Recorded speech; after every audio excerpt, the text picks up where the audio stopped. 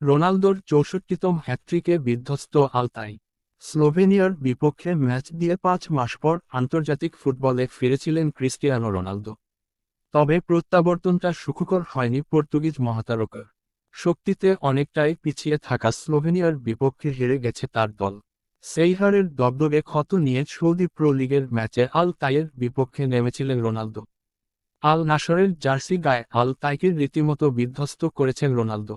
শনিবার 30 মার্চ আল আওয়াল স্টেডিয়ামে ক্রিস্টিয়ানো রোনালদোর হ্যাটট্রিকে আল তাইকে উড়িয়ে দিয়েছে আল নাসর। 5-1 গোলের জয় নিয়ে মাঠ ছেড়েছে আল নাসর। সময়টা ভালো যাচ্ছিল না রোনালদোর। এএফসি চ্যাম্পিয়ন লিগ থেকে আল নাসর বাদ পড়ার পর আন্তর্জাতিক বিরতিতে পর্তুগালের জার্সিতেও সময়টা ভালো কাটেনি তার। সুইডেনের বিপক্ষে 5-2 গোলের জয়ের দিনে স্কোয়াডে ছিলেন না 39 বছর বয়সী রোনালদো। স্লোভেনিয়ার বিপক্ষে একাদশ